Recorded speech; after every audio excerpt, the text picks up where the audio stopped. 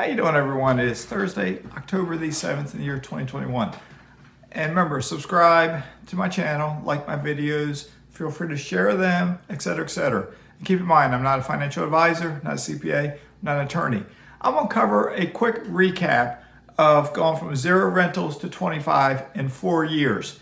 Okay, the very first one I bought, I used probably 3/4 of the down payment came from a small HELOC I got on my personal home. I got a HELOC for $30,000. It seems like I used maybe, I don't know, $17,000, $18,000, $19,000 to help me with the down payment. And then I used a little bit of personal money. When I bought my second house, I remember I used a little bit of HELOC and then more money out of my personal savings, all right? 2018, when I bought my triplex, remember, I said this, I cashed out my 457 plan. I had it in the police department for 20 years, saved money, cashed that out. That was my down payment to buy a triplex. Later that same year, I bought a house in Alabama. That was a rental house for $45,000. I got a mortgage on it. The down payment on that, I think, might have come from personal money. I was in the bank, I believe, for that house. Going ahead to the next year, I did a couple things. I bought a house inside of a self-directed IRA. That was money I sold stocks. I made money on stocks. Sold stocks, transferred them to a self-directed IRA. That money paid for in cash for a house inside of that IRA. I then did the BRRRR strategy, buy, rehab, rent, refinance, repeat down in Alabama. And we borrowed money from a 401k that my wife had, borrowed the money, paid to buy the house, paid for the rehab, did a cashback refinance, and all, the money completely paid back the loan. And that's what I always called my free house, okay? Then I also sold one of my first 2 houses that I bought in 2017, the second of the 2, my second house I bought, sold that. That money then bought 4 houses from a turnkey operator up in Indiana. All right, then we go ahead to 2020. I got 2 houses from a contact that I have there. One I paid cash for, and cash and closing costs and rehab work was about $24,000 for everything. So I rounded up to say that was my $25,000 house. I then got a mortgage on a second house from that contact. The house cost me like $40,000, so the mortgage is $32,000. So I think that $8,000 I paid cash out of the bank.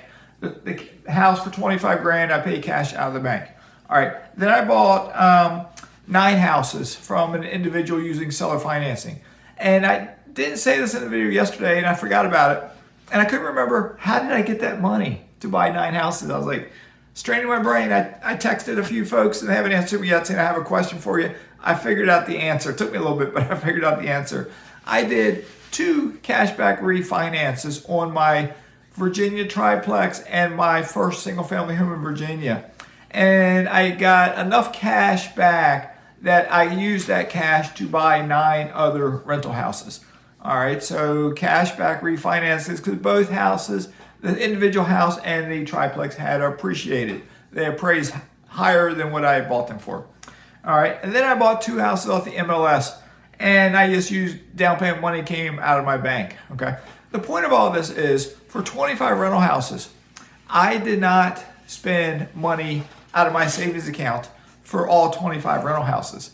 I used combination HELOC money, 401k money, cashback refinances a couple times, and then a little bit of cash. The bulk of my houses came from other people's money, because most of them have mortgages on almost everything. That means it's other people's money, okay? So what I just did there, in 4 minutes, I covered very quickly how I paid for 25 rentals. If I had to save up down payments for 25, let's just say, easy math, every house cost $100,000.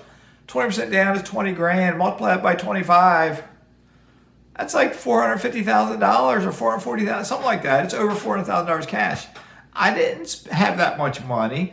I was a blue collar worker. I did not have that much money. The point of all this is, you can start investing in real estate with having very little money of your own. Yes, you're not me. You're probably younger than me. Maybe I had a paid off primary residence when I started this. That's how I got my HELOC. It was my primary residence was completely paid off. But no matter who you are, you can probably start like with a little bit of money. You don't need to be rich to get started. Okay? All right, we're only 5 minutes in, so I'm gonna stop this video. This is gonna be a shorter one. I got a couple other videos planned, so this will be a short one. I might upload them all at the end, so you might see boom, boom, boom, 3 videos in a row come up, okay? All right, you take care, stay safe, keep smiling. Mazske is signing out.